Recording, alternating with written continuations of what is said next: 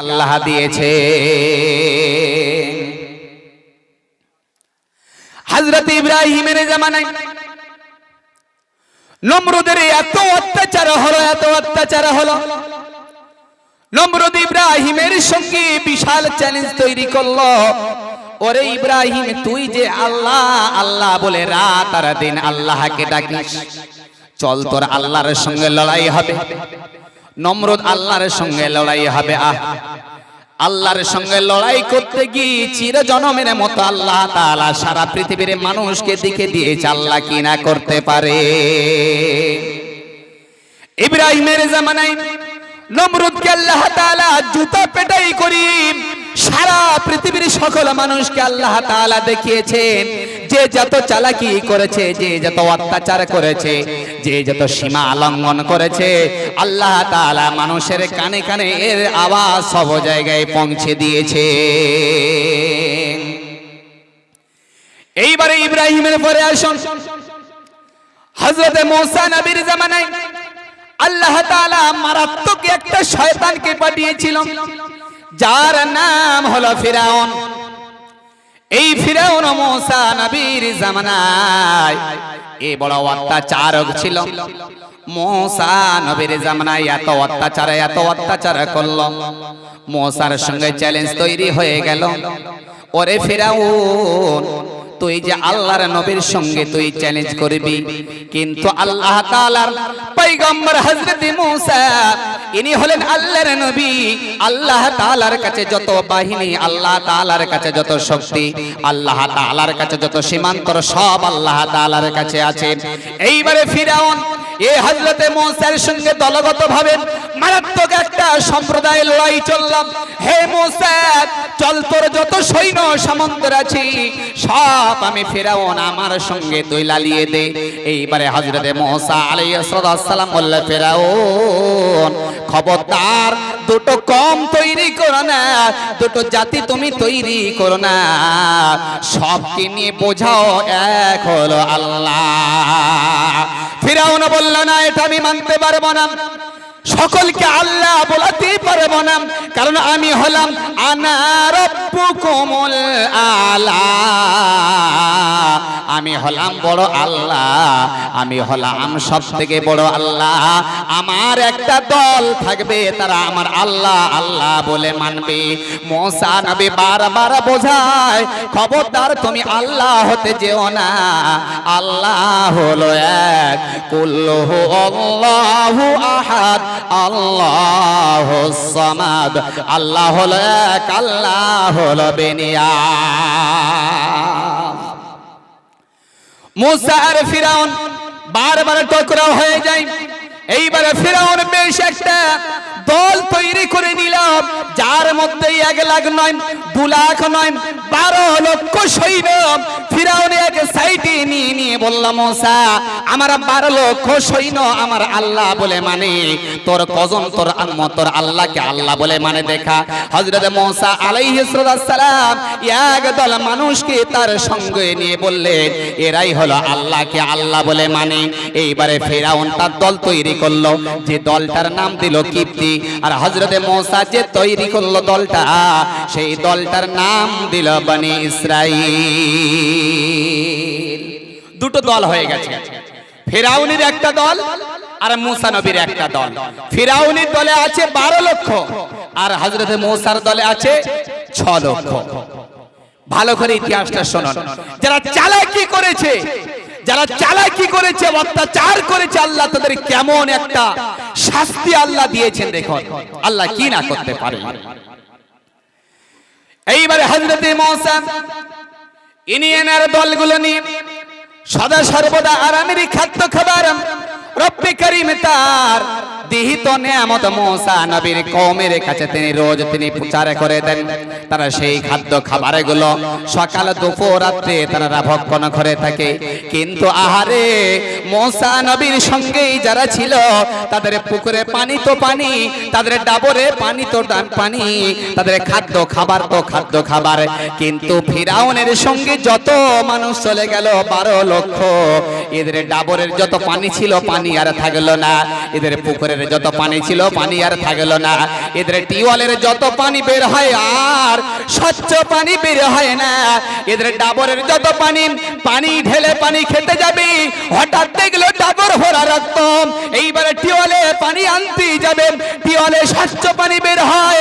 আমার আল্লাহ তাআলা ওই ফিরাউন এত বড় সারকাশি করেছে, আল্লাহ তাআলা ওই কলের ভিতরে স্বচ্ছ পানি না দিয়ে ওই কল থেকে আল্লাহ তাআলা আল্লাহ তাআলা পানির বিনিময়ে রক্ত গল গল করে বের করে দিল।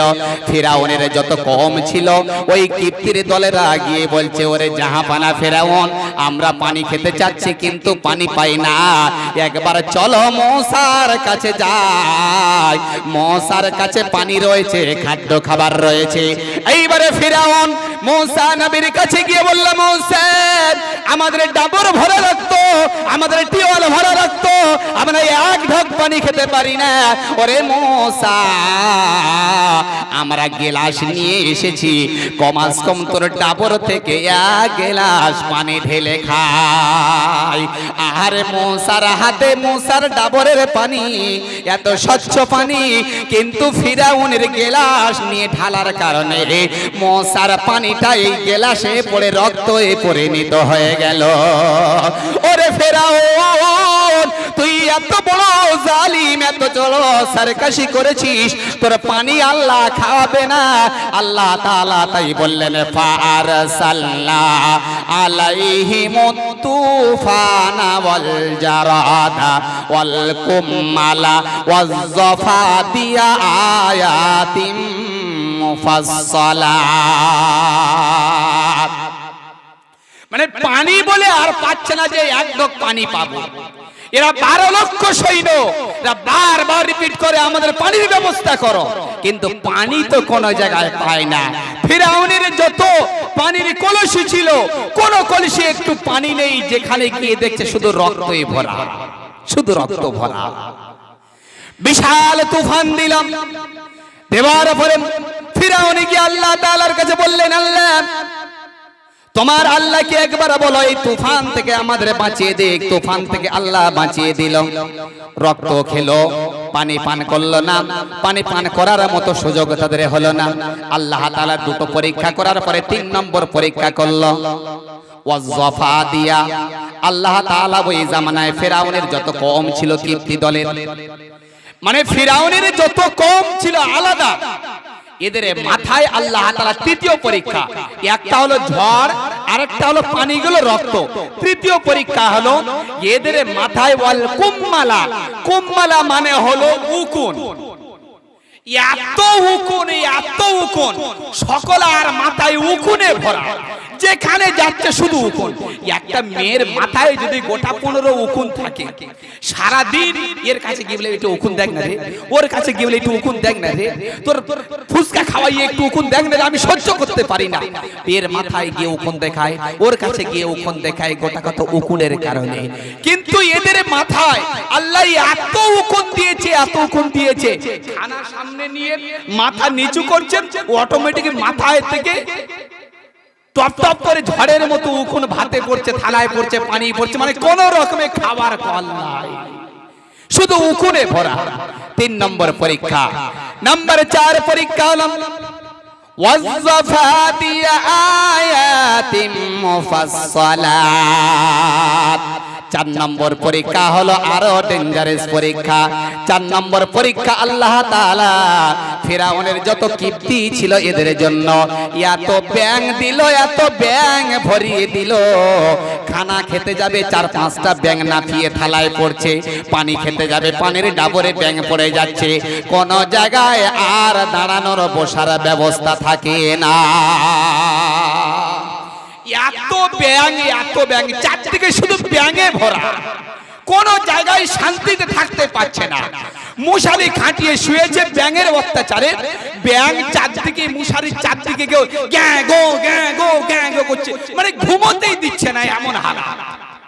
যদি গোটা 10-15 ব্যাঙ যদি চারদিক থেকে গিয়ে ডাকে, এই বর্ষার সময় পুকুরে কি বলে, এই যখন হালকা পানি হয়, ওই ব্যাঙগুলো বড় বড় কোলা ব্যাঙগুলো ডাকে না, গ্যাঁ গো করে চারদিকে ডাকে না, কত একটা গভীর আওয়াজ।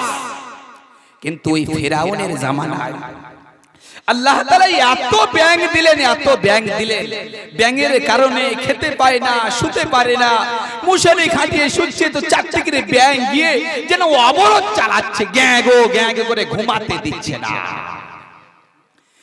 এইবারে ফিরাউন মূসাকে ধরে বলল, মূসা এই সব আযাব তোর কারণ? বলছে হ্যাঁ, এটা আমার কারণ হতে পারে, কারণ আল্লাহ তাআলা আমাকে নবী বানিয়ে পাঠিয়েছে, তুমি আমাকে নবী বলে মানতে পারোনি। আল্লাহ হলো এক, তুমি আল্লাহকে আল্লাহ বলে মানতে পারোনি। ফিরাউনের মাথা খারাপ হয়ে গেল, ও রাগ হলো শিখেই উঠে গেল। ফিরাউন বলল, এই মূসা শোন, আর আমি তোর ছাড়বো না, আমার হাত থেকে আর তুই রক্ষা পাবি না। এ মূসা তুই রেডি হয়ে যা, রেডি হয়ে যা। আল্লাহ তাআলার নবী হযরতে মূসা ইনার 6 লক্ষ সৈন্যকে বলল, তোমরা রেডি হয়ে যাও, রেডি হয়ে যাও, আর আমরা এখানেই থাকতে চাই না, এখান থেকে আমরা হিজরত করে অন্য জায়গায় চলে যাব। গভীর রাত হয়ে গেলাম, হযরতে মূসা 6 লক্ষ সৈন্য নিয়ে ইনি এবারে বের হয়ে চলে যাবেন। আপনাদের সব ইতিহাস জানা আছে, আমি ছোট্ট করে নকতা দিয়ে বলে যাই। এইবারে নীল দরিয়ার কাছে গিয়ে 6 লক্ষ সৈন্য এবারে পার হতে পারছে না। মূসা নবীর কাছে বললেন, হুজুর আপনি তাড়াতাড়ি রাস্তার ব্যবস্থা করুন, আমরা যে গ্রাম ছেড়ে পালিয়ে চলে এসেছি, ফিরাউন যদি একবার আমাদের পিছনে ধাওয়া করে আর নদীর সামনে নদীর পাড়ে যদি আমাদের পেয়ে যায়, হয়তো আর আমাদের জীবনে বাঁচিয়ে রাখবে না। মূসা নবী বলল, কম সবর করো। বলছে আর সবর করার সময় নয় এখন, তাড়াতাড়ি রাস্তার ব্যবস্থা করো, রাস্তা বানাতে পারো, তা নাহলে আমাদের কারো রেহাই নাই। আল্লাহ তাআলার কাছে মূসা নবী হাত তুলে বললেন, আল্লাহ আমার 12 লক্ষ সৈন্য আমার সাথে তোমাকে ডাকে, তোমার আল্লাহ বলে মানি, আমি নবী আমার নবী বলে মানি, ওগো আল্লাহ রাস্তার ব্যবস্থা করে দাও, তা না হলে ফিরাউনের হাত থেকে কেউ রেহাই পাবে না। আল্লাহ তাআলা বললেন, হে মূসা রাস্তা তো আমি বানাবো, কিন্তু তোর মারফত দিয়ে আমি বানাবো।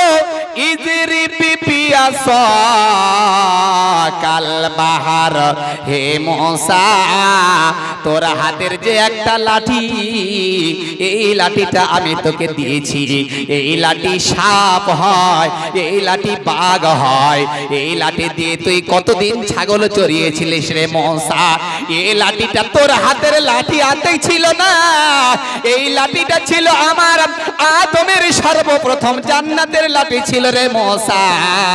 এর কারামতি অনেকের মুজিজা অনেকে।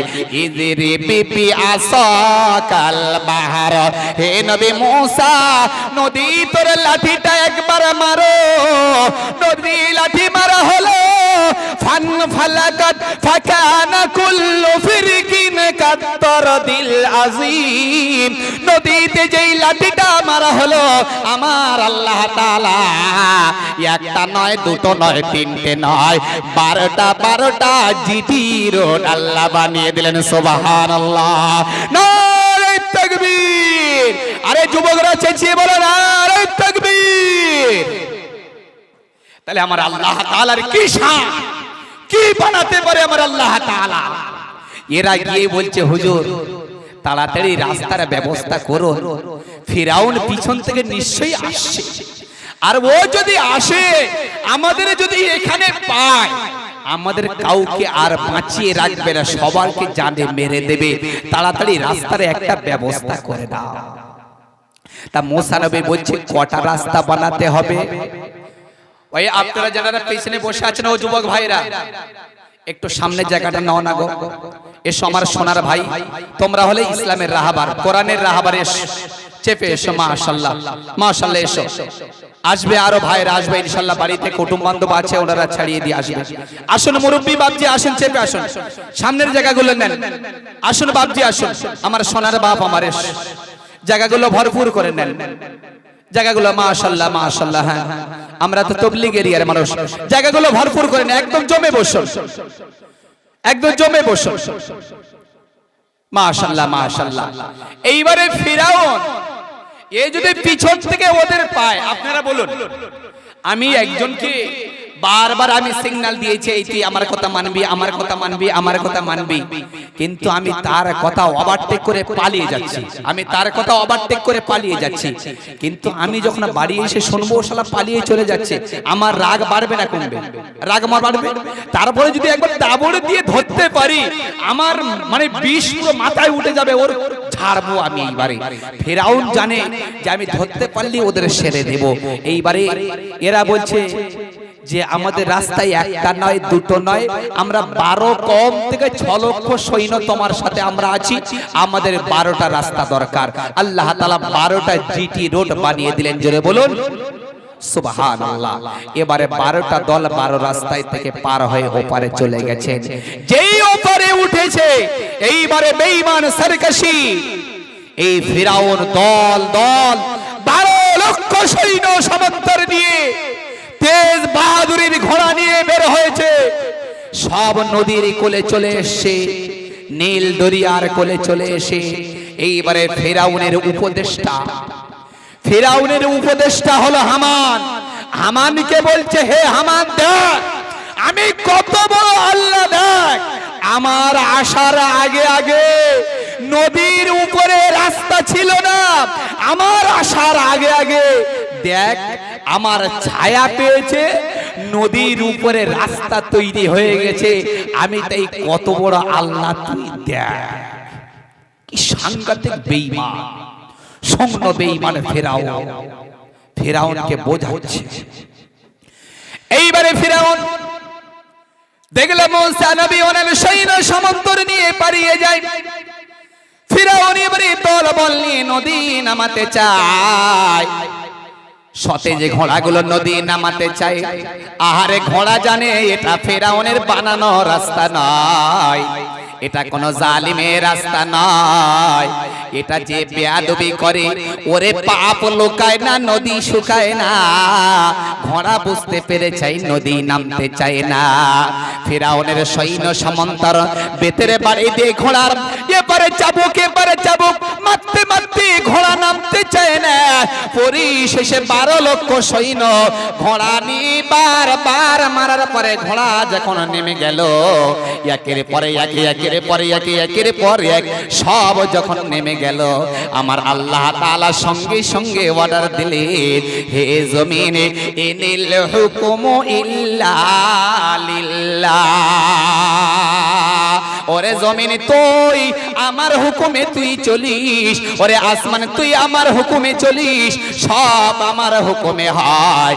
যেমন তুই নদীর স্রোত ছিলিস রে নদী, তেমন তুই আগেকার মতো হয়ে যা। ফিরাউনের 1 লক্ষ নয় 12 লক্ষ সৈন্য ইঁদুরের মতো ওঠে চূর্ণামে ওঠে ডোবে, সব সৈন্যগুলো সব শেষ হয়ে গেল।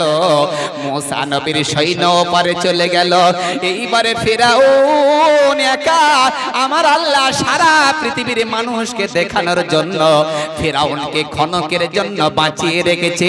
একবার ডোবে একবার ওঠে, একবার ডোবে একবার ওঠে। পরিশেষে আমার আল্লাহ তাআলা ফিরাউনের এই পরিস্থিতি দেখে ফিরাউনের মনে একটা ভাব তৈরি হয়ে গেল, আর আমি বাঁচবো না।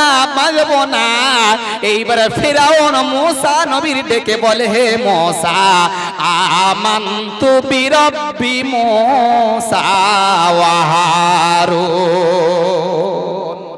কি আশ্চর্য শূন্য বেঈমান দেখুন, মানে এ হলো আন্তর্জাতিক খ্যাতি সম্পূর্ণ সাড়ে চিটিংবাজ। কারণ কেমন করে আল্লাহকে মানছে দেখুন, বলছে হে মুসা আমানতু বিরব্বি মুসা ওয়া হারুন। হে মুসা আমি তোর এবং হারুনের আল্লাহর উপরে ঈমান আনছি।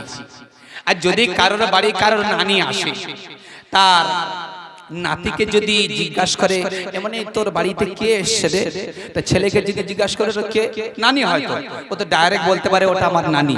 ও যদি বলে এটা আমার আব্বার শাশুড়ি, ও যদি বলে এটা আমার আব্বার শাশুড়ি, তাহলে এই যে কত বড় চিটিংবাজ। তাহলে এই চিটিংবাজ কি চিটিংবাজ? এটা স্বাভাবিক তো চিটিংবাজ। এ বলছে আমার আব্বার শাশুড়ি। আরে পাগল, তোর আব্বার শাশুড়িতে কি হয়েছে? তো ডাইরেক্ট বলতে পারিস আমার নানি। ফিরাউন কৌশল করে বলছে আমান্তু বিরব্বি মুসা ওয়া হারুন, আমি ঈমান আনছি মুসা নবীর আল্লাহর উপরে, হারুনের আল্লাহর উপরে। কি সাংঘাতিক শয়তান দেখো। আমার আল্লাহ তাআলা বললেন না তুমি যে এত বড় চিটিংবাজ, তোকে আমি বাঁচিয়ে রাখবো না। পরিশেষে এরপরে যখন হচ্ছে না, বারবার চুবুনি খায়, বারবার চুবুনি খায়, আর ফিরি পানি পেট ভরে ঢক ঢক ঢক ঢক করে খায়। পরিশেষে দিলে একটা একরার এসে যাবে, এইবারে আর হয়তো হারুন বললে হবে না, আর মুসা বললে হবে না, এইবারে ডাইরেক্ট আল্লাহকে আল্লাহ বলে মেনে নেব। এইবারে ফিরাউন ডুবতে ডুবতে লা ইলাহা এতটুকু শব্দ যখন মুখ থেকে বের হয়ে গেল, আমার আল্লাহ তাআলা সঙ্গে সঙ্গে বললেন আল আন আল ইয়াউমা নুনাজ্জিকা বিবাদালি। না রে শয়তান, আর নয়, আর নয়। হে আমার মালাইকা জিব্রাইল, তুই চলে যা, চলে যা, নদী থেকে ভালো করে পাক তুলে নে। ওর গাল যে কাতলা মাছের মতো হা করেছে, ওর গালের ভিতরে ভরে দে। ওর গাল দিয়েছি আমি, ওর মেজাজ দিয়েছি আমি, ওর মস্তিষ্ক দিয়েছি আমি, ওর মনোবল, অর্থবল, পাটির বল, দোষের বল, দোষের বল, সব আমি আল্লাহকে দিয়েছি। ও সারাদিন দুনিয়ায় দাদাগিরি করে আর বলে আনা রাব্বুকুমুল আলা, আমি হলাম বড় আল্লাহ। কিন্তু গ্রামের কোন মানুষ জানে না। ও গভীর রাতে উঠে যখন একটা জোনাকির আওয়াজ হয় না, যখন একটা ছেলের আওয়াজ হয় না, যখন একটা কুকুরের আওয়াজ হয় না, ফিরাউন নিজে মাটি মাথাটা দিয়ে নাকটা উগড়ে উগড়ে আমার কাছে বলে আল্লাহ, আমি আল্লাহ নয়, আমি আল্লাহ নয়, আমি হলাম ডুপ্লিকেট আল্লাহ। একমাত্র ওয়ালি ওয়ান, শুধুমাত্র কেবলমাত্র একমাত্র যদি আল্লাহ কেউ থেকে থাকে, লিল্লাহিল ওয়াহিদিল কাহ্হার, একমাত্র শুধুমাত্র কেবলমাত্র তুমি হলে আল্লাহ। তুমি আমার বেয়াদবিকে তুমি ক্ষমা করে দাও। জিবরিল আলাইহিস সালাম একটা বড় কাদার একটা থুবড়ি নিয়ে এসে ফিরাউনের মুখে দিয়ে দিল, আর ফিরাউনকে চির জনমের মতো বিদায় দিয়ে আজ পর্যন্ত মিশরের জাদুঘরে আমার আল্লাহ তাআলা না পচিয়ে শুটকি মাছের মতো বানিয়ে সারা পৃথিবীর 263টা দেশের মানুষকে আমার আল্লাহ দেখালো, তোরা দেখে নে। আমার সঙ্গে যারা দাদাগিরি করেছে, আমার সঙ্গে যারা মাতব্বারি করেছে, আমার সঙ্গে যারা লড়াই করতেছিল, আমার আয়াতের উপরে যারা সারকাশি করেছে, আমার নবীকে যারা মেনে নিতে পারেনি, আমি আল্লাহ তাআলা ফিরাউনকে শুটকি মাছ বানিয়ে মুসা নবীর জামানায় থেকে এই পর্যন্ত তারা সব মানুষকে দেখার ব্যবস্থা করে দিলাম। আমার আল্লাহ কি না পারে, কত বড় শক্তির ক্ষমতাশীল আমার আল্লাহ। সেই আল্লাহর উপরে চিটিংবাজি, আল্লাহর উপরে দাগাবাজি। আজ আমাদের যুবকরা তাই ইসলামকে বিক্রি করে দিয়ে, ধর্মকে বিক্রি করে দিয়ে, কোরআনকে পরের হাতে বন্ধক দিয়ে, মসজিদ মাদ্রাসাকে ছেড়ে দিয়ে আজ এরা পাগলের মতো আনন্দে ফুর্তি থেকে ঘোরাফেরা করে। কোরআনের মহব্বত নাই, মসজিদের মহব্বত নাই, জলসার মায়া নাই। এরা আনন্দে ফুর্তি করতে চায়। তাই বাংলা একটা ভাষায় বলে অট্ট হাসি খুশির ঘরে জগৎ মাতোয়ারা, নিঃস্ব হবে বিশ্ববাসী জগৎ পাগল পারা। স্বর্গ সেটাই, নরক সেটাই, স্বর্গ সেটাই, নরক সেটাই। ভাবনা হে যুবক, একদিনে তোমার চলে যেতে হবে। আজ কেন করো বুকের পাটা বড়? এটা ভাবার দরকার ছিল কি ছিল না? চালাকি করার জায়গা নাই। কোরআন শরীফে আল্লাহ তাই বললেন ইখাদিউনাল্লাহ ওয়া হুয়া খাদিউহুম, যারা ভাবছে আল্লাহকে ধোঁকা দিচ্ছি, খবরদার আল্লাহকে ধোঁকা দেয়নি, বরঞ্চ নিজেরাই ধোঁকার রাস্তায় এরা খুঁজে নিচ্ছে। যাকে যে কথা বলছিলাম, আগিয়ে চলুন। এইবারে মুসা নবীর কওম ওপারে পার হয়ে গেছে। পার হয়ে গিয়ে এবারে মুসা নবীকে বলছেন, হযরত আমাদের একটু পানির ব্যবস্থা করে দাও, আমাদের একটু পানির ব্যবস্থা করে দাও, আমাদের পানি খেতে মন চাচ্ছে। মুসা নবী বলছে ঠিক আছে একটা কল তোদের বানিয়ে দিই। বলছি একটা কল মানে? আমরা তো 12 কম থেকে আমরা এসেছি 6 লক্ষ, একটা কল মানে আমাদের 12টা কল করে দিতে হবে, 12টা পানির স্রোত দিতে হবে। সেই স্রোত থেকে আমরা একটা কম একদিক থেকে আমরা স্বচ্ছ পানি, আয়রন মুক্ত পানি আমরা পান করতে চাই।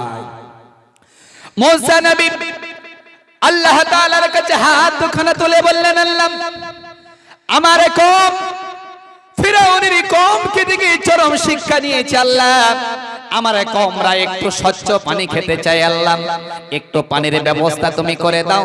আমার আল্লাহ তাআলা সঙ্গে সঙ্গে বললেন, মুসা ওই যে তোর হাতে ব্যাগটা আছে রে মুসা, ওই ব্যাগের ভিতরে একবার তাকিয়ে দেখো। মুসা নবীর হাতে একটা ছোট্ট ব্যাগ ছিল, ব্যাগের ভিতরে তাকিয়ে দেখলো কোথায় থেকে একটা ছোট্ট পাথর, যে পাথর মুসা নবী ব্যাগে করে নিয়ে যায়নি, কোথায় থেকে যে একটা পাথর মুসা নবীর ব্যাগে চলে এলো। আমার আল্লাহ তাআলা বললেন, হে মুসা ওই যে ব্যাগের ভিতরে ছোট্ট পাথর, ওই পাথরে একবার বাড়ি চালা, তোর হাতের লাঠি চালা। যখন ওই ছোট্ট পাথর পেরে করে নিয়ে ওই পাথরের উপরে একবার লাঠি চালালো, আমার আল্লাহ তাআলা ওই পাথরের চতুর্দিক থেকে 12টা স্বচ্ছ পানির নালীর ব্যবস্থা হয়ে গেল। নারে তাকবীর! আমার আল্লাহ তাআলা ছোট্ট একটা পাথরের ভিতরে 12টা নালীর যে আল্লাহ ব্যবস্থা করে দিতে পারে, সেই আল্লাহ তাআলা আমাদের ছোট্ট পেটের খাবারের ব্যবস্থা করতে পারে কি পারে না? তিনি সব পারেন। তিনি হলেন রাজ্জাক, তিনি হলেন সাত্তারুল উয়ুব, তিনি হলেন গফফারুজ যুনুব, তিনি সব কিছু পারেন।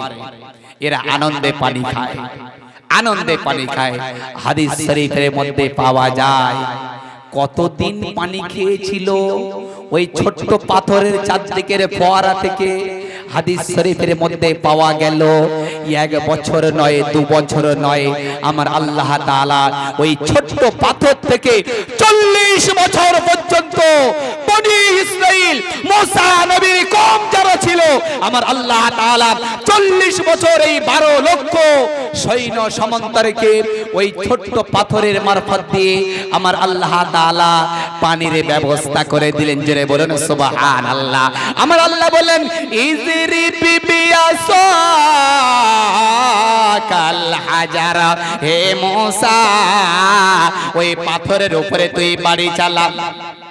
পাথরের উপরে যখন বাড়ি চালালো, ইজরি বিবি আসাকাল হাজার, যখন বাড়ি চালানোর সঙ্গে সঙ্গে আমার আল্লাহ তাআলা 12টা পানির জারি করে দিয়ে ওই 6 লক্ষ সৈন্য সামন্তরকে 40 বছরের পানির সুব্যবস্থা করে দিলেন। সুবহানাল্লাহ।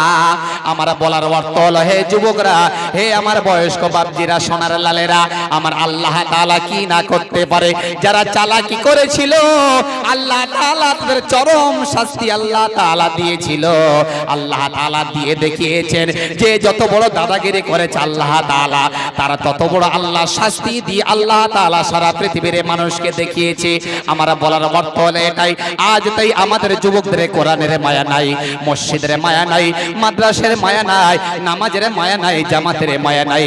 আমাদের যুবকরা এই হালাতে শুধু এনজয় করতে চায়। দয়ার নবী বিশ্ব নবী বললেন, মা তাজালু কদমা আবদিন ইয়াওমাল কিয়ামাতি হাত্তা ইউসআলু আন আরবা। কিয়ামতের দিনে, মুসিবতের দিনে, পেরেশানির দিন, যেদিনে কোনো ছায়া থাকবে না, যেদিনে কোনো জায়গা থাকবে না, সেই দিনে প্রত্যেকটা মানুষের সামনে 4টে প্রশ্ন করা হবে। এই 4টে প্রশ্নের ভিতরে আমাদের যুবকরা প্রায় জায়গায় ধরা পড়ে যাবে। 1 নম্বর প্রশ্ন হলো আনা উমরিহি ফি মান আফনা, হে যুবকরা সেই দিনে প্রশ্ন হবে তোমার যে সময়টুকু দেওয়া হয়েছিল, হে যুবকরা তোরা বল সেই সময়টুকু তোরা কোথায় ব্যয় করেছিস বল। এই যদি প্রশ্ন তোমার আমার হয় তাহলে আমরা ওই দিন কি করে বলতে পারবো আল্লাহ আমরা তোমার ঘরে 2 ঘন্টা 4 ঘন্টা সময় দিয়েছি, কোরআনের ভালোবাসায় 6 ঘন্টা সময় দিয়েছি, জামাতে গিয়ে 3 দিন কাটিয়েছি, কিন্তু আমাদের জেনারেশন যুবকরা এই কথাটা আর বলতে পারবে না। কি করে বলবে? বলার হালাতটা কোথায়? যদি আমার জিজ্ঞাসা করি তোমার যে সময়টুকু দিয়েছি তুমি কোথায় ব্যয় করেছো বলো, বলে কেন আমরা ব্যয় করার জায়গা আছে, পেটকুলচাতে নায়িকা এসেছিল ওখানে আমরা গিয়ে 1 রাত কাটিয়েছি, তারপরে আমাদের মিটিং হয়েছিল একটা গাজন দেব তার জন্য আমার ডেকেছিল ওখানে ঘন্টা 5-7 থেকে ওখানে সময় দিয়েছি, তারপরে বাকি কোথায় সময় করে দিয়েছে, বলে কেন রাতকে রাত তাস খেলতাম, জুয়া খেলতাম, ক্যারাম বোর্ড খেলতাম, ফোন নিয়ে বসে থাকতাম, নায়িকা দেখতাম, কত কি করতাম, সময় তো এখানে কেটেছে। যদি এই রকম উত্তর যদি তোমার আমার মুখ থেকে আসে তাহলে তোমার আমার পরিস্থিতিটা সেদিনে কি হবে? সেদিনে কি হবে? তাই আজকের যুবকরা ইসলামের প্ল্যাটফর্ম থেকে সরে যাওয়ার কারণে ইসলামের পাহাড় হাউস গুলো আস্তে আস্তে নিভে যাওয়ার পরিপন্থী। খেয়াল করে দেখুন ইসলামের যত পাহাড় হাউস মানে মাদ্রাসা, পাহাড় হাউস মানে মসজিদ, পাহাড় হাউস মানে জামাত, এখান থেকে যুবকরা সব ছিটকে বের হয়ে গেল। এই পাহাড় হাউসের আলোগুলো টিপ টিপ টিপ টিপ করে জ্বলছিল, আস্তে আস্তে আলোর গতি কমে যেতে রইল। কারা জ্বালাবে বাতি? কারা জ্বালাবে কোরআনের বাতি? কারা জ্বালাবে মসজিদের বাতি? কারা জ্বালাবে জামাতে? কারা যাবে? সব তো যুবকরা লাইনচ্যুত হয়ে গেল। তাহলে এই হালাতগুলো ঠেকাবে কারা? কারা এই জায়গাগুলো পূরণ করবে? এটাই আমাদের সবথেকে বড় আফসোস। যুবকরা আজ সৎ লাইন ছেড়ে দিয়ে অসৎ লাইনে যুবকরা পঙ্গপালের মতো চলছে। এরা ভাবে না আমি যে পাটা ফেলছি এই পাটা কাঁটার উপরে পড়ছে না, এই পাটা ভালো রাস্তায় পড়ছে, এটা একটা যুবক আর মূল্যায়ন করে না।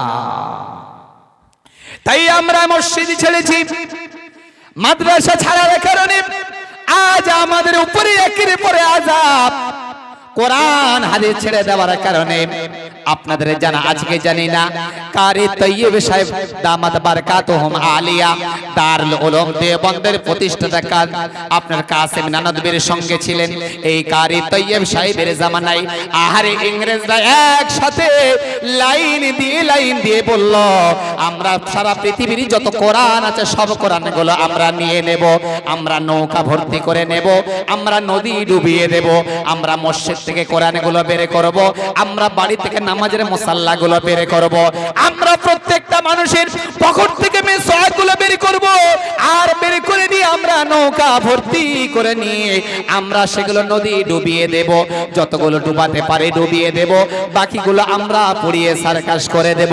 আহারে কারে তৈয়ব সাহেব সেই দিন বুকের পাটা নিয়ে দাঁড়িয়ে বলেছিল আজ তোমরা কোরআনগুলো পড়িয়ে শেষ করে দেবে, কিন্তু খবরদার কোরআন তোমরা শেষ করতে পারবে না। একটা কোরআন তোমরা জ্বালিয়ে দেবে, এক নৌকা কোরআন তোমরা ডুবিয়ে দেবে, কিন্তু একটা হাফেজের সিনায় একটা কোরআন যদি জব্দ হয়ে যায়, ওর ইংরেজ শাসক কালো বাঁদরের দলেরা শোনো, তাদের দিল থেকে হাজার হাজার কোরআন অটোমেটিক তৈরি হয়ে যাবে। আনোয়ার শাহ কাশ্মীরি আপনাদের জানা আছে কি জানি না, বিখ্যাত একজন আলেম, হাদিস শরীফের মধ্যে পাওয়া যায়। আমাদের মুফাসসির হযরতরা বলে থাকেন এখন থেকে 500 বছর আগে থেকে যত আলেম তৈরি হয়েছে তখনকার আলেম থেকে নিয়ে এই পর্যন্ত যত আলেম হয়েছে, আনোয়ার শাহ কাশ্মীরির মতো এত বড় আলেম আর ভারতের জমিনে জন্ম নেন নাই। কেন এত বড় আলেম কেন হলো? কোরআনের খেদমত করার কারণে, ও মুসলমানেরা মাদ্রাসার খেদমত করার কারণে। আনোয়ার শাহ কাশ্মীরের আব্বাজান এক সময় ওনার বাড়ি হলো কাশ্মীরে, উনি বাইরে বের হয়ে একটু সফরে গিয়েছেন। সফরে যাবার পরে দেখলেন একটা কবর, কবরটা হলো শুনশান, কোনো মানুষ নাই, কোনো ঘর বাড়ি নাই। আনোয়ার শাহ কাশ্মীরির আব্বাজান, ওনার বয়স তখন অনেকটা হয়ে গিয়েছিল। ওই কবরের পাশে গিয়ে দেখলেন একটা যুবক সেখানে দাঁড়িয়ে দাঁড়িয়ে একটা ভাঙা কবরের দিকে তাকিয়ে তাকিয়ে চোখের পানি ফেলতে ফেলতে কাঁদে আর বলে, আল্লাহ আল্লাহ আল্লাহ, ওগো দয়াময় আল্লাহ, এই কবরে শুয়ে আছে আমার জন্মদাতা পিতা, যে বাপ আমার নিজের নিত্য নতুন পোশাক সব ভুলে গিয়ে আমার সদা সর্বদা খেয়ালে রেখেছে। আমি হাঁটতে পারিনি, আমার কাঁধে করে নিয়ে চলেছে, আমার নিত্য নতুন জামা কিনে দিয়েছে, আমার নিত্য নতুন পোশাক কিনে দিয়েছে। আল্লাহ, তুমি আমার এই মরা বাপ এই কবরে ঘুমিয়ে আছে, তুমি আমার মরা বাপের কবরটা জান্নাত তুমি বানিয়ে দাও। এই বলে কেঁদে চলে আসি। পরের সপ্তাহে আনোয়ার শাহ কাশ্মীরির আব্বাজান পরের সপ্তাহে আবার ওই কবরস্থানে গিয়ে দেখলেন আরেকজন অপরিচিত ছোট্ট বাচ্চা, সেও ওই একই কবরের পাশে দাঁড়িয়ে একই ভাষায় কান্না আর বলে, আল্লাহ আমার জন্মদাতা পিতা, আমি খেতে পাইনি, আমার বাপ চিবিয়ে চিবিয়ে আমার মুখে খাইয়েছিল, একদিনে খেতে পাইনি, আমার বাপ পরের বাড়িতে গিয়ে রাখালের মতো খেতে খেতে এনে আমার খাইয়েছে। ওগো দয়াময় আল্লাহ, এই আমার মরা বাপ, আমার মরা বাপের কবরটা জান্নাত বানাও। আনোয়ার শাহ কাশ্মীরির আব্বাজান আর থাকতে পারলেন না, ওনার চোখ থেকে টপ টপ টপ টপ করে টিউবওয়েলের নলের মতো পানি আসে, পানি গোলায়। ইনি তাড়াতাড়ি মসজিদে গিয়ে 2 রাকাত নফল নামাজ আদায় করার পরে মোরাকাবায় বসে গিয়ে বললে, আল্লাহ ওই কবরবাসীর হালাত একটু আমাকে জানাতে হবে। আনোয়ার শাহ কাশ্মীরের আব্বাজান বড় বয়স্ক মানুষ, আপনার কি বলে প্রায় 60-65 বছর বয়স তখন হয়ে গেছে। এই সময় উনি নামাজ পড়ার পরে মোরাকাবায় বসে বললেন, আল্লাহ ওই কবরবাসীর সঙ্গে একটু কথা আমি বলতে চাই। আনোয়ার শাহ কাশ্মীরির সঙ্গে কবরওয়ালার সঙ্গে কথা হলো।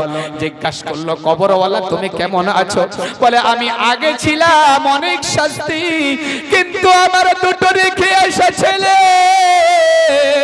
আমি কষ্ট করে তাদের বুঝিয়ে এসেছিলাম, ওরে আমার বাচ্চা শোন, আমি চলে যাবার পরে তোরা আমারে ভুলে যাস না, প্রতি জুমার দিন কমস কম সূরা ইয়াসিন তেলাওয়াত করে রে বাবা, আমার কবরের ধারে গিয়ে একটু হাত তুলে কাঁদবি, আমি তোর বাপ যেন কবরে একটু আরাম চায় না, সুকুন শান্তি পায়।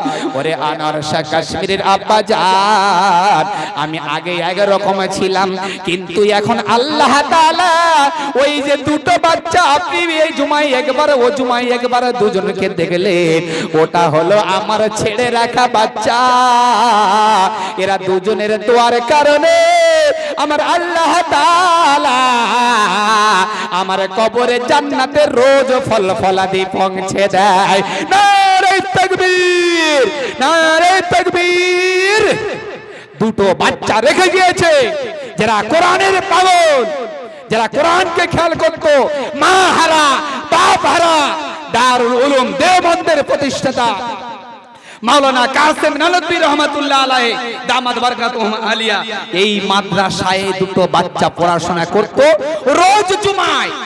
প্রতি জুমায় ওখান থেকে সফর করে কাশ্মীরে ওর বাপ শুয়েছিল, বাপের কবরে জিয়ারত করতে যেত।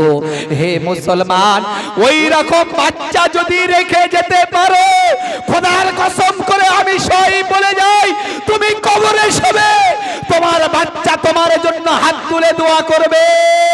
আর যদি ওই রকম বাচ্চা যদি না রাখতে পারো, তুমি কবরে শোবে, তোমার বাচ্চারা তোমার সম্পদ নিয়ে মারামারি খুনোখুনি করবে, আর তোমার কবর পর্যন্ত গালাগালি করে যাবে, পেশাব করে পানি দেবে না, তোমার কবরের কাছে গান চালাতে পার হয়ে যাবে।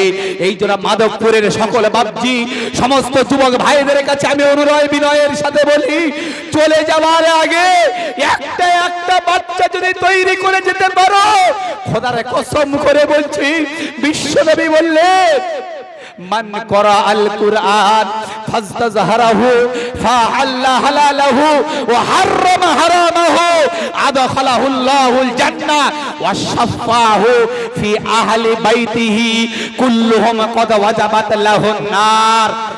একটা বাচ্চা কোরআন তেলাওয়াত করবে, কোরআন তেলাওয়াতের কারণে তার মায়ের মাথায় নূরের তাজ, তার বাপের মাথায় নূরের তাজ। কেমন তাজ?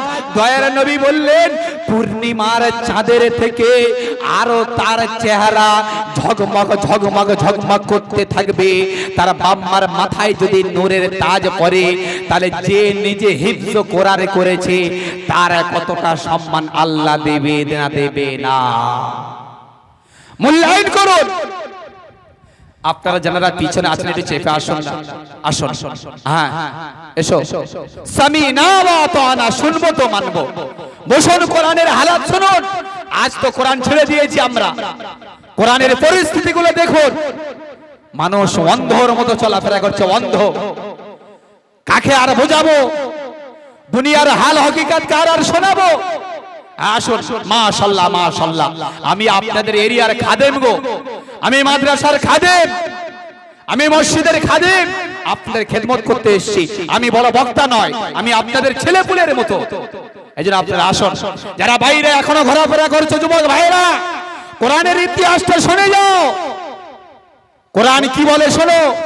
কোথায় আমরা পৌঁছে দিয়েছি, কোরআন শেখাতে চাই না আমরা। কোরআনে কত মূল্যবান জিনিস।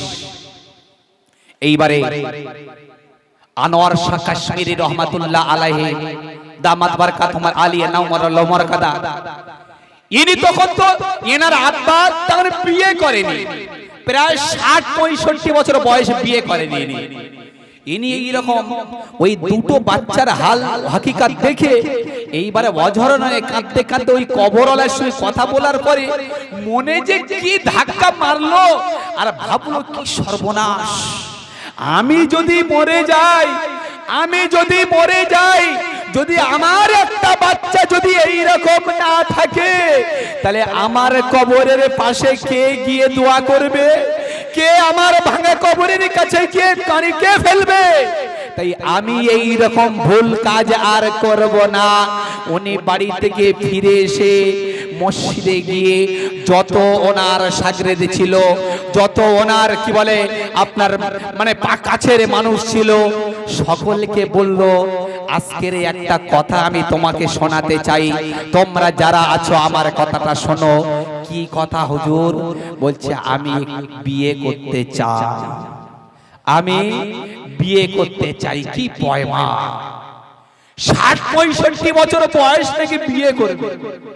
এ কেন গো বিয়ে করবে? কেন বিয়েটা করবে? কেন, কিসের কারণে? বুঝতে পারেননি আমার কথা? আপনারা শুনছেন? কারা শুনছেন হাত তুলে বলুন। আমার কথা শুনছেন কারা? নাকি मैं यहाँ हूं मेरा दिल मदीना में, আমি এখানে বসে আছি, আমার দিল ঘরে, শালিটা কি খাচ্ছে, গিন্নিরা কি করছে, ভাড়া ভাইটা কোথায় শোবে, এই রকম চিন্তা নিয়ে আছো নাকি? এই রকম চিন্তা থাকলে ওই আমি নেতাজি বলবো পেঁয়াজ শুনে ঘরে যেতে হবে, বেকার হবে সব। শোনার মতো শুনুন, ভালো করে শুনুন, কান দিয়ে শুনুন। ওয়াইজা তুতলা আলাইহি আয়াতুনা ওয়াল্লা মুস্তাকবিরান কাআল্লাম ইয়াসমাহা ফি উযুনাইহি ওয়া করা। আল্লাহ তাআলা দুটো কান দিয়েছে, দুটো কান। ও মুসলমান, হাতের কান আর আমাদের কান সমান না, ছোট বড়? এই সমান সমান তো আমাদের কানের হাতের কান, ছোট বড়। কত ছোট বড় হবে? 1-2 ইঞ্চি। আরে হাতির কান কুলোর মতো, হাতির কান কুলোর মতো, আর আমাদের কান কুলোর মতো, আমাদের কান তুলোর মতো। তার মানে ব্যাপারটা কি, মানে কান ধরে নরম করে যদি বলে দেওয়া যায় তবে সারবে, তা নাহলে সারবে না। আমি নিয়ে যাব জায়গায়, নিয়ে যাবো, আমি ছাড়বো না, মেন জায়গায় যেখানে ছেড়ে দিয়েছি নিয়ে যাব। এখানে কিছু একটা পয়েন্ট দিতে চাচ্ছি, এখানে একটা পয়েন্ট নিয়ে গেলে আপনাদের বোঝা সহজ হবে। ওয়াইজা তুতলা আলাইহি আয়াতুনা ওয়াল্লা মুস্তাকবিরান কাআল্লাম ইয়াসমাহা ফি উযুনাইহি ওয়াকরা। আপনারা জানলাম আপনাদের কি বলে নলগোড়ায় আপনারা কারা কারা গিয়েছেন? এই নলগোড়ায় যারা গিয়েছেন কাঠি তৈরি করার কারখানা দেখেছেন কারা কারা? কাঠি তৈরি হয় নলগোড়ায়, এই কাঠি তৈরি করা সিস্টেম আপনারা দেখেছেন? কি অবস্থা যে গোলাচ্ছে, লাল টক টক টক টক। হুজুর দিয়ে আপনি দিচ্ছেন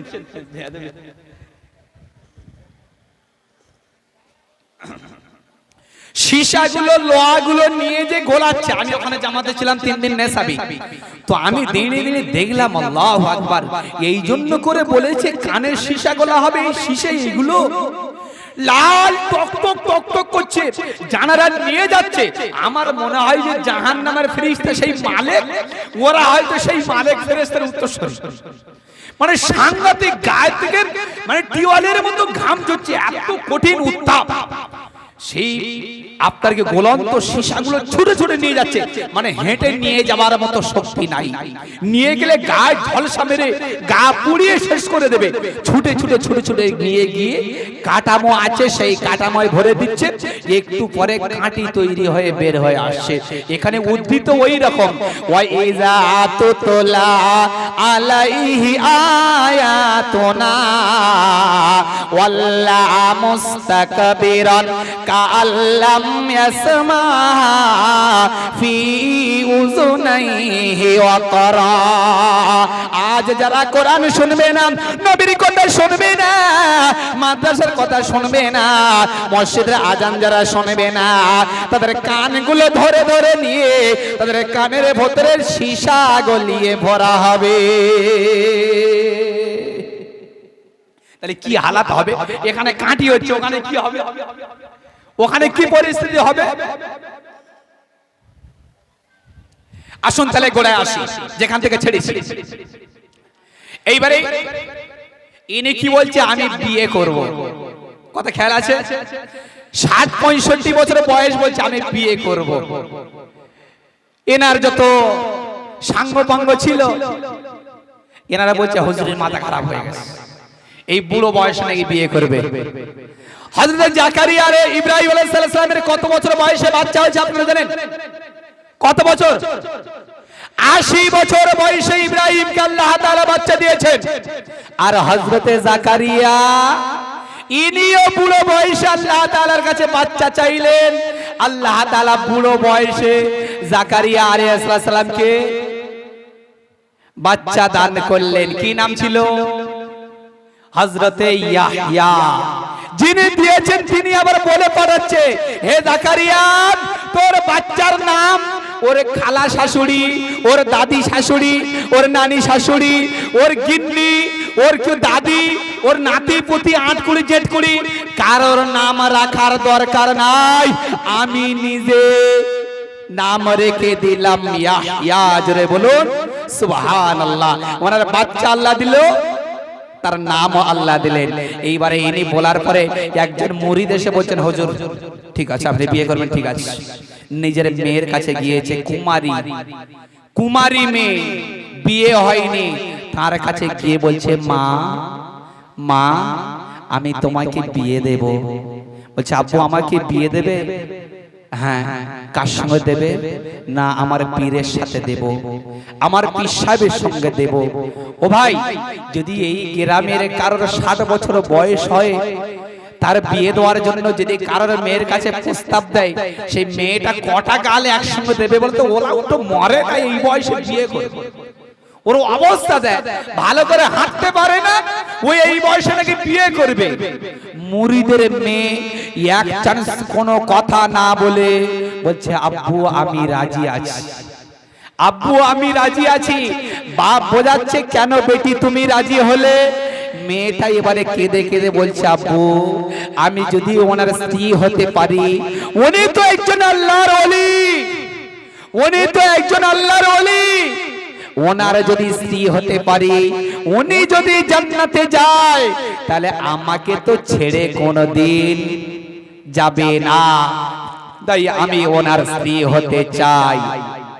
বিয়ে হয়ে গেল। বিয়ে হয়ে যাবার পরে এই যে আলেম, তার নাম বারবার বলছি, আনোয়ার শাহ কাশ্মীরি, এনার কবর আমি জিয়ারত করে এসেছি। কাসেম নানদবীর কবর আমি জিয়ারত করে এসেছি। রশিদ আহমদ গাঙ্গুহি, এনারা এক সঙ্গের সাথী বন্ধু, এনার কবরে বান্দা জিয়ারত করে এসেছে। আনজার শাহ কাশ্মীরি, আনোয়ার শাহ কাশ্মীরি এক জায়গায় শুয়ে আছেন তানারা। এই আনোয়ার শাহ কাশ্মীরি আমাদের ওস্তাদরা বলেন 500 বছর আগে থেকে নিয়ে এখনো পর্যন্ত এত বড় আলেম হয়নি। ওই আনোয়ার শাহ কাশ্মীরের আব্বা ওই বিয়ে করার পরে ওই বৃদ্ধ বয়সের যে বাচ্চাটা আল্লাহ দান করেছেন তার নাম হলো এই আনোয়ার শাহ কাশ্মীরি। জোরে বলুন সুবহানাল্লাহ। আরে কিসে মাতোয়ারা হলো? কোরআনের পাগল হলো, কোরআনের বাচ্চাদের মেহনত দেখলো যে কোরআনের সফল কেমন ভাবে হয়, ছোট্ট বাচ্চার কাছে শিক্ষা দিল, দিলের ইস্তেসনা তৈরি হলো, নিজের মগজ ধোলাই হলো যে না আমি এই রকম বাচ্চা রেখে চলে যাব, আমার বাচ্চা তৈরি হবে, আমি কবরে শোব, আমার বাচ্চা আমার জন্য দোয়া করবে, আমার বাচ্চারে যত শাগরেদ হবে তারা দোয়া করবে, তার থেকে যত ওস্তাদ হবে তারা দোয়া করবে। আজ থেকে নিয়ে এতদিন আগে থেকে আনোয়ার শাহ কাশ্মীরি আব্বা কাশ্মীরি শরীফে শুয়ে আছে। তারপরে ওনার ছেলে যত আলেম হয়েছে, ওনার শিক্ষা নিয়েছে, সকলে ওনার জন্য দোয়া করে কি করে না? সকলে দোয়া করে আর দোয়া দেয়। এই দোয়া কারা কারা নিতে চান বলুন যে আমিও চাই যে আমার ছেলে তৈরি হোক, আমার ছেলের মারফতে আমি যেন কবরে গিয়ে দোয়া পাই। কারা রাজি আছেন যে কবরে গিয়ে দোয়া নেব? কবরে গিয়ে দোয়া নেবেন। ছেলে তৈরি করুন, তাহলে একটা একটা ছেলে মাদ্রাসায় পাঠান। ছেলেরা যদি সব অচল হয়ে যায় তাহলে নাতি পুতি আটকুড়ি জেটকুড়ির ভিতরে কমাস কম দুটো একজনকে তৈরি করুন, করলে আপনার খেয়াল লাগবে। তা না হলে শুধু ওই ইংলিশ মিডিয়ামে প্রতিদিন সকালবেলা করে তুলে নিয়ে ছেলের ওজন 3 কিলো, তার পিঠে 5 কেজি বই দিয়ে ভালো করে নড়তে পারে না, নেগে কেজি দিয়ে বেজি বানিয়ে নিয়ে চলে আসে। কি সাংঘাতিক! আর ওই কেজি দিয়ে কি সুন্দর পড়াচ্ছে, কি সুন্দর C A T cat, R A T rat, D O G dog, এই সব ইংরেজি শিখতে শিখতে নিজের বাপকে আর আব্বা বলা ছেড়ে দিয়েছে। এখন কি বলে ডাকে গো? Daddy daddy daddy daddy. বাপকে বলছে ড্যাডি। মাকে আর মা ভাষা বলে না, মাকে এখন বলছে মাম্মি মাম্মি। আরে মাকে মাম্মি, কি সাংঘাতিক! তো ওইরকম শিক্ষা শেখানোর পরে একজন মেয়ে তার ছেলেকে বলছে আরো ভালো শেখাবো। বলছে কি শেখাবে? বলছে আমার ছেলে যে পেশাব করবে এই পেশাব ভাষাটা আমি উল্টো শেখাবো, যাতে নতুন একটা মডেল তৈরি হয়, যাতে নতুন একটা মডেল তৈরি হয়। তো কি শেখাবে? ছেলেটা শিখিয়ে রেখেছে এমনই, তোর যখন পেশাব লাগবে তুই বলবি গান করব। কি বলবে? গান করব। কি আশ্চর্য! গান করবে নাকি? পেশাব পেলে বলে গান করব। এবারে মেয়ে জানে, জামাই জানে, কিন্তু শ্বশুর শাশুড়ি তো এই কন্ডিশন জানে না যে আমার নাতির এই রকম শিখিয়েছে যে গান করা মানে পেশাব করা, জানে না, ব্যাপারটা বুঝতে পারেনি। হঠাৎ এখন নানা এসে নানির নিয়ে কি বলে নাতির নিয়ে গিয়েছে, ভালো মন্দ খাওয়ায়। হঠাৎ রাত্রেবেলা নাতি উঠে বলছে ও নানা, ও নানা আমি গান করব। নানা তো জানে না গান করা মানে পেশাব করা, এ তো জানে না। পাগল কোথায়, রাত্রেবেলা গান করে? বলছে হ্যাঁ নানা আমি গান করব। বলছে গান করলে মানুষ খারাপ বলবে, গান করলে মানুষ খারাপ বলবে, কি গান করবি তুই? না না, খুব মন চাচ্ছে গান করব, আর সহ্য করতে পারছি না। বলছি গান করবি তো এক কাজ কর, মানুষ শুনলে খারাপ বলবে। এত রাত্রে তুই আমার বাড়ি এসেছিস, আর এরিয়ার মানুষ বলবে ওই দেখো আব্দুল সাত্তারের নাতির কারবার দেখো, রাত্রে উঠে গান করছে। তা তুই এক কাজ কর, আমার কানে কানে গান কর, আমার কানে কানে গান কর। ও গান করবে না পেশাব করবে গো, ও তো পেশাব করবে। ওর মা তো শিখিয়ে রেখেছে পেশাব করা, গান করা মানে পেশাব করা। এ আস্তে আস্তে উঠে এবারে হেডফোনটা ঠেকিয়ে দিয়ে পেশাব চালাচ্ছে। ও নানা বলছে কি বাবা তুই নাই গান করবি? বলে হ্যাঁ। ও নানা এইটাই গান। বলে কে শিখেছে? কেন আমার মাম্মা শিখেছে। আরে পাগল কোথাকার, পেশাব করবে বাম্মারা শেখাচ্ছে গান করা। এই রকম শেখা যদি শেখানো যায় কোনদিন সওয়াব পাবে না। বিশ্বনবী বললেন কোন বাচ্চা যদি গিয়ে সকাল বেলা যদি মুক্তবে গিয়ে মাদ্রাসায় গিয়ে যদি একবার যদি আলিফ বলতে পারে, একটা শব্দ আলিফ, এই আলিফ বলার কারণে আল্লাহ তাআলা তার নামায় আমলে 30টা নেকি তার নামায় আমলে দিয়ে দেয়। ওরে শুধু 30টা নেকি নয়, শুধু 30টা নেকি নয়, দয়ার নবী বললেন 30টা নেকি ছাড়া আলিফ বলার কারণে তার নামায় আমলে 70 রাকাত নফল নামাজের সওয়াব তার নামায় আমলে লেখা হয়। মা গো আমি শিখিব না কো হাটি মাটিম টিম, শিখিব আমি কোরআন থেকে আলিফ লাম মিম।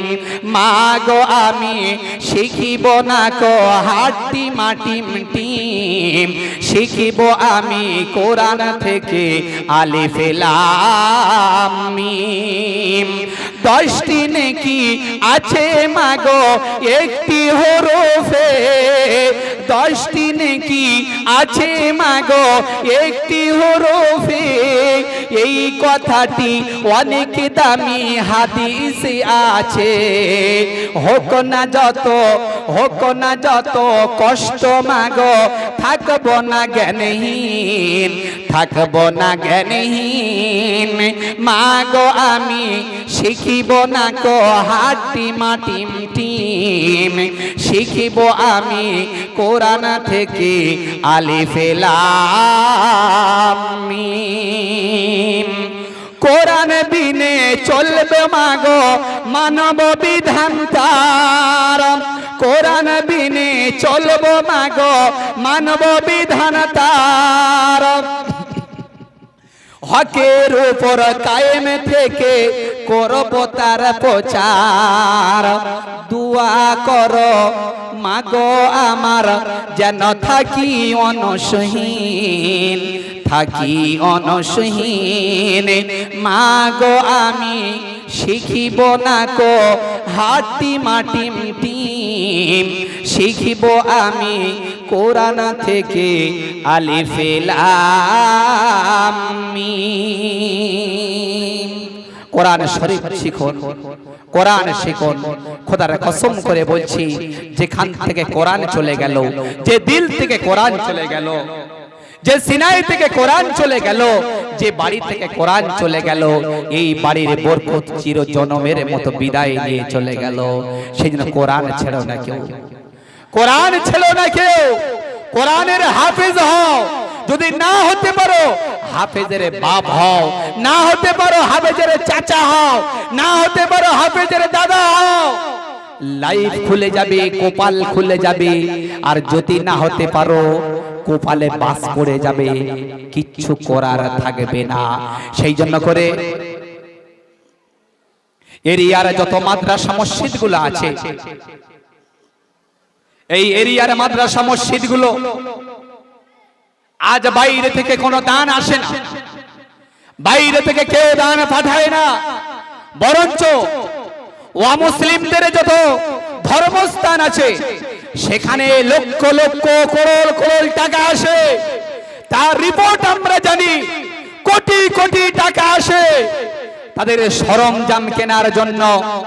আমাদের টাকা দেওয়ার মতো কেউ নাই, বরঞ্চ মাদ্রাসাগুলো বন্ধ করার প্ল্যান আপনারা শুনেছেন জিএসটির মাধ্যম দিয়ে, যাতে যত দানি ব্যক্তি আছে তাদের কাছ থেকে জিএসটি নিয়ে তাদের টাকার একটা হিসাব তৈরি হয়।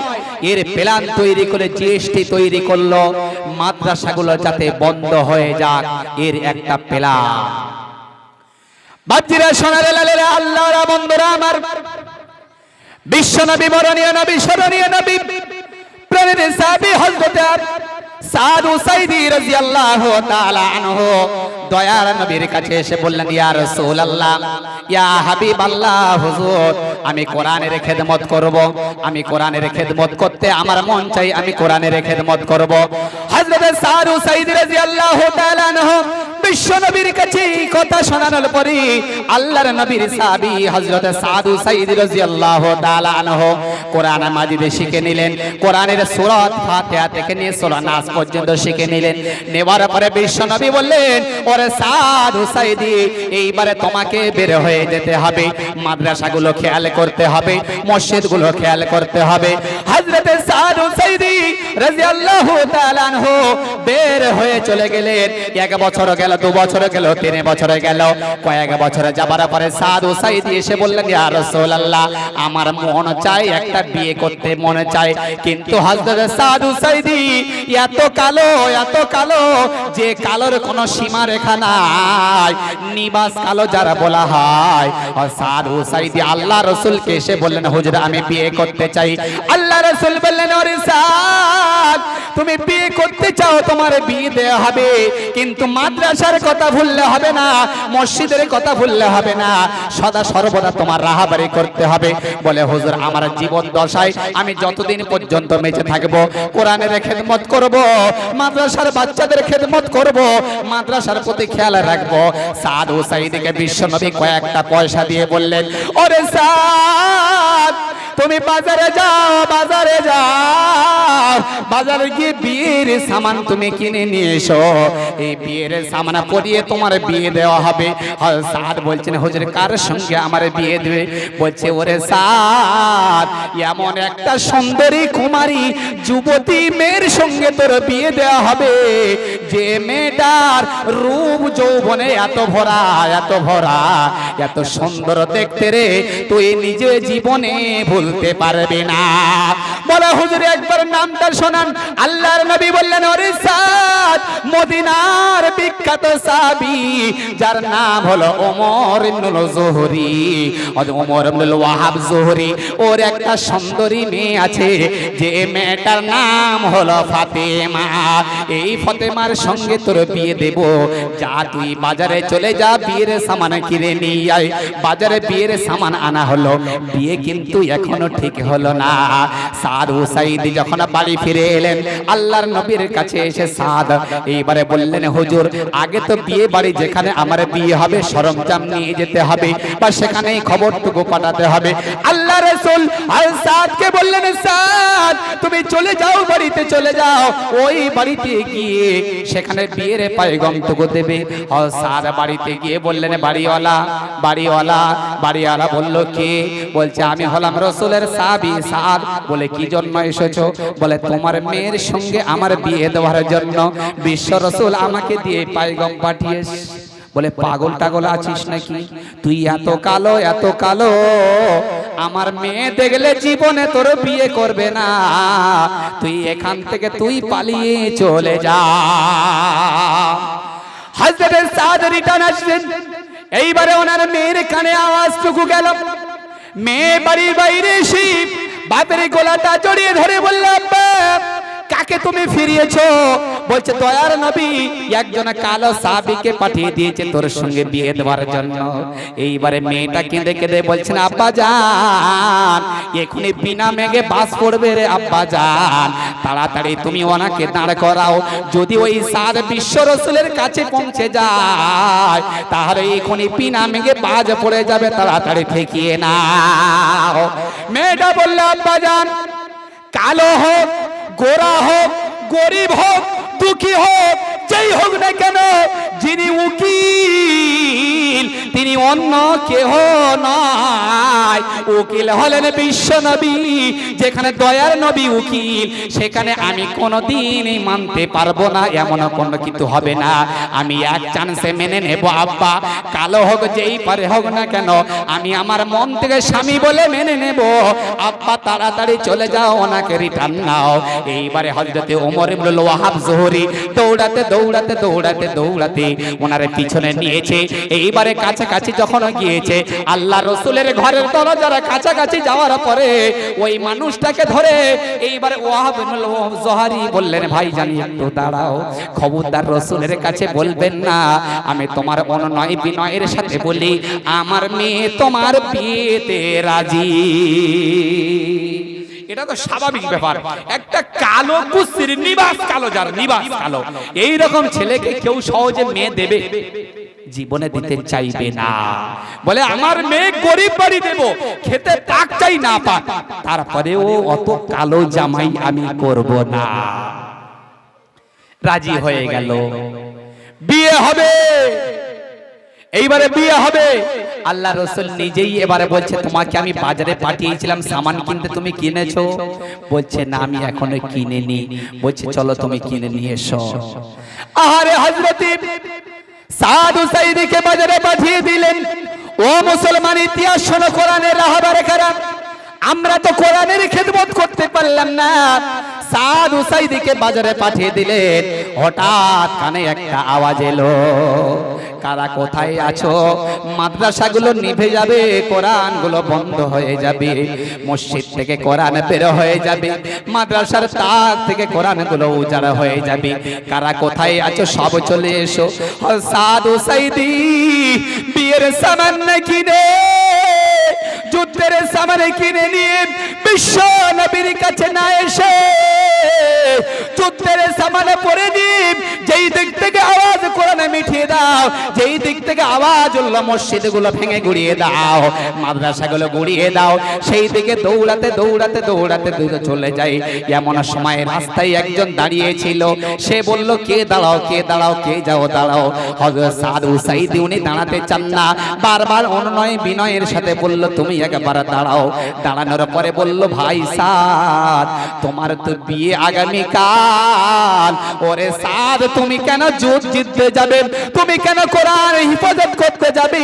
তোমার তো আগামীকাল বিয়ে। যদি তুমি শহীদ হয়ে যাও, ওই মেয়েটার কে বিয়ে করবে?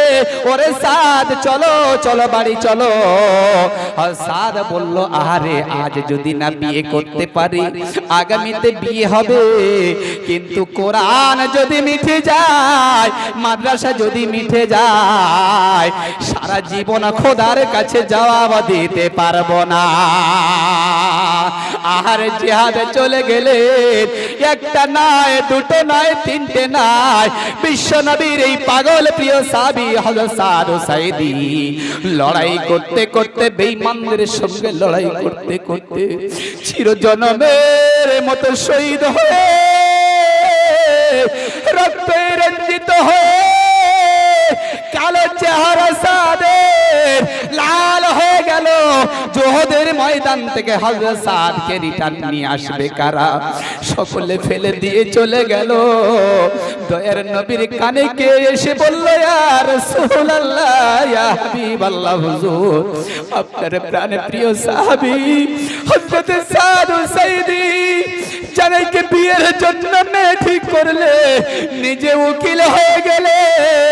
ইয়া রাসূলুল্লাহ, আপনার সেই সাহাবী চিরজন্মের মতো বিয়েহারা হয়ে আজ তিনি চিরজন্মের মতো বিদায় নিয়েছে। আল্লাহর নবী গুটি গুটি পায়ে জিহাদের ময়দানে যেখানে হযরত সাদকে শহীদ করা হলো, সাদের কাছে গিয়ে দেখলো ভোঁচা ছুরি নিয়ে হযরত সাদের ওরত থেকে কাটা, গোলায় থেকে কাটা, গোলা ঝোলে, হাত ঝোলে, ওরত থেকে ওরত ঝোলে।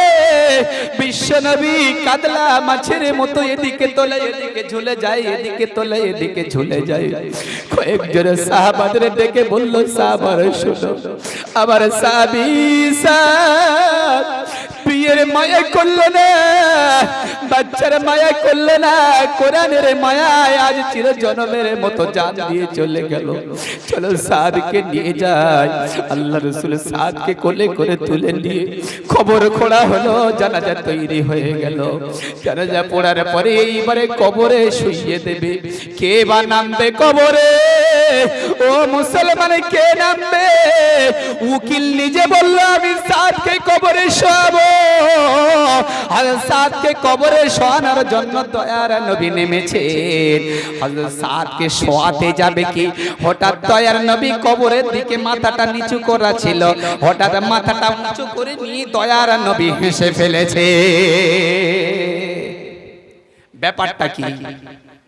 আল্লাহ রাসূল হযরত সাদকে শোয়াবেন, উনি কবরে নামলেন। নামানোর পরে মাথাটা নিচু ছিল, কিন্তু হঠাৎ দয়ার নবী মাথাটা উঁচু করে হেসে ফেললেন। সাহাবারা জিজ্ঞাসা করলেন, ইয়া রাসূলুল্লাহ, ইয়া হাবিবাল্লাহ, হুজুর আপনি এনাকে শোয়াবেন, নেমেছেন কবরে, মাথাটা নিচু ছিল, আপনার চোখ থেকে টপ টপ করে পানি পড়ছিল, কিন্তু হঠাৎ আপনি মাথাটা উঁচু করে কেন হেসে ফেললেন? দয়ার নবী বললেন, সাহাবারা শোনো, আমি হযরত সাদকে শোয়ানোর আগে আগে এই সাদের বিয়ে হওয়ার কথা ছিল মদিনার এক নম্বর রমণী হযরতে ওমর ইবনে ওয়াহাব জোহরীর মেয়ের সঙ্গে, কিন্তু এর বিয়েটা দুনিয়ায় হয়নি, কিন্তু আল্লাহ তাআলার আশিকানা যারা জান্নাতের হুর গেলেমান তারা এসে বলছে আমি সাদের বিবি হব, ও বলছে আমি সাদের বিবি হব, ও বলছে আমি সাদের বিবি হব। আরে কারা? যারা তারা কারা? যাদের একটু নালা, যাদের একটু থুতু, মানবপুরের নদী কেন, আটলান্টিক মহাসাগর কেন, আর আপনারা বড় বড় বিখ্যাত নদী কেন, একটু নালা নিয়ে যদি নদী ফেলে দেওয়া যায় সারা নদীর পানি মধুর থেকে মিষ্টি হয়ে যাবে। জোরে বলুন সুবহানাল্লাহ। আরে দুনিয়ার নারী ত্যাগ করেছে, কোরআনের নারীর পাগল হয়ে কোরআনের ভালোবাসায় নিজের জান দেওয়ার কারণে হযরত সাদকে নেওয়ার জন্য জান্নাতের হুর গেলে মান্দা চারদিক থেকে এসে বলছে আমি বিবি হব, ও বলছে আমি বিবি হব। অনেকগুলো হুর গেলে মানে সে কাড়াকাড়ি করবে, এই রকম দাঁড়িয়ে থাকার কারণে একটা হুর গেলে মানের পায়ের এই রকম ভাবে কাপড়টা একটু উঠে গেছে। আমি নবী আর তাকাতে পারিনি, হাসতে হাসতে আমি মাথাটা উঁচু করে নিয়েছি। জোরে বলেন সুবহানাল্লাহ, নারে তাকবীর। আরে দুনিয়াতে দুনিয়াতে সামান্য ত্যাগ যদি কষ্ট স্বীকার করে আল্লাহর কালামকে যদি বাঁচাতে পারি, বিশ্বনবী সাল্লাল্লাহু আলাইহি সাল্লাম বললেন ওই দিন, কোন দিন? যেদিন কবরে শোয়াবে সেই দিন এই কবরে শোয়ানোর সঙ্গে সঙ্গে এই সিনার ভিতরে এই কোরআন গেতে থাকবে, মাথার উপরে কোরআন আসবে, ডান দিকে আসবে, বাম দিকে কোরআন এসে তোমার আমার হেল্প করবে। সেই জন্য এই যুবক যারা বসে আছো তোমাদের কাছে অনুরোধ করব, কেউ উঠে চলে যেও না, না দিতে পারলে বসবে। খোদার কসম করে বলছি, আজ বেজাতিরা তারা মুসলমানের মারার জন্য, মসজিদগুলো বিলীন করে দেওয়ার জন্য, মাদ্রাসাগুলো বিলীন করে দেওয়ার জন্য আজ তারা উঠে পড়ে লেগেছে। বাবরি মসজিদকে ভেঙে লাল কৃষ্ণ আদবানি, বিনয় কাটিয়ারি, নিত্যন্ত কি বলে মহন্ত নিত্য গোপাল, উমা ভারতী, মোহন জ্যোতি বসু, কি বলে যোশী, এরা সকলে আনন্দ করেছিল। শুধু আনন্দ করেনি, মসজিদে ভেঙে উমা ভারতী আপনার কল্যাণ সিং ব্যানার্জির কাঁধে উঠে আনন্দ উপভোগ করেছিল। শুধু তাই নয়, অশোক সিংহল বিজেপির একজন কাট্টা বেঈমান কাফের। এই কাফের যদি বাবরি মসজিদ ভাঙা হয়েছিল, সেই দিন বাবরি মসজিদের আগে থেকে দিয়ে উত্তরপ্রদেশময় আপনারে কি বলে রথ যাত্রা করেছিল, মসজিদে ভেঙে, মাদ্রাসা ভেঙে তারা আনন্দ করেছে। এই এরিয়ার যুবকদের কাছে বলতে চাই, বয়স্ক বাপদের কাছে বলতে চাই, আমরা মসজিদ ভেঙে নয়, আমরা মাদ্রাসা তৈরি করে কোরআনের হাফেজ তৈরি করে আমরাও বুকে হাত চেপে বলতে পারি আমরা কোরআনের আশিক, হাম দে দেंगे জান তবে নেই छोड़ेंगे কোরআন। আমরা জান দিতে পারি, আমরা জান দিতে প্রস্তুত আছি, কোরআন ছাড়বো না। মসজিদ নিয়ে নিল, আমাদের কোনো আফসোস কার হয়েছে কি জানিনি। সেই জন্য করে আমরা মুসলমানের বাচ্চা, আমরা বীর পুরুষ, আমরা কা পুরুষ নয়। আমরা তাজমহল দিয়েছি, আমরা আগ্রা দিয়েছি, আমরা শীষ মহল দিয়েছি, আমরা লাল কেলা দিয়েছি, আমরা আকবর মহল দিয়েছি, আমরা ফতেপুরি আপনার কি বলে যত মহল আমরাই দিয়েছি, আমরা অনেক কিছু দিয়েছি। আজকের এই মাদ্রাসার জন্য আপনাদের কাছে বিশাল কিছু দাবি করব না, সামান্য দাবি করব। উঠে যাবে না, ভয় থেকে উঠে গেলে শয়তান হাসবে, শয়তানের বন্ধু হয়ে যাবে, আল্লাহর কাছে দায়ী হয়ে যাবে। কোরআনের ভালোবাসার জন্য আল্লাহর কোন বান্দা আছে ছোট্ট ছোট্ট গোলাপ ফুলের মতো বাচ্চা, আহারে ঠান্ডার সময় তোমার আমার বাচ্চারা 8টার আগে ওঠে না, নিত্য নতুন পোশাক, মোটা মোটা পোশাক তাদের শোয়াই, নিত্য নতুন কাপড় তাদের পরাই।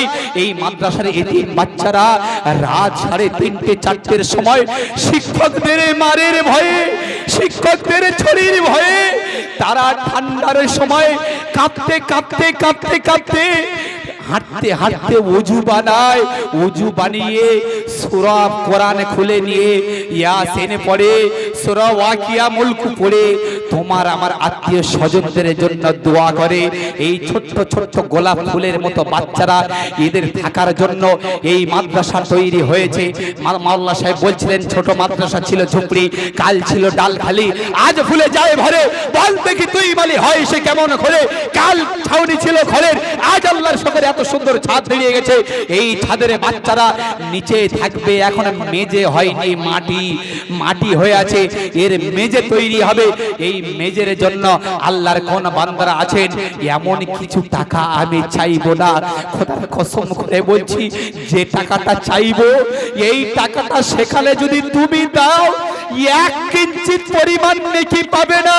আর এখানে দিলে কত নেকি হবে, অগুন্তি নেকি হবে।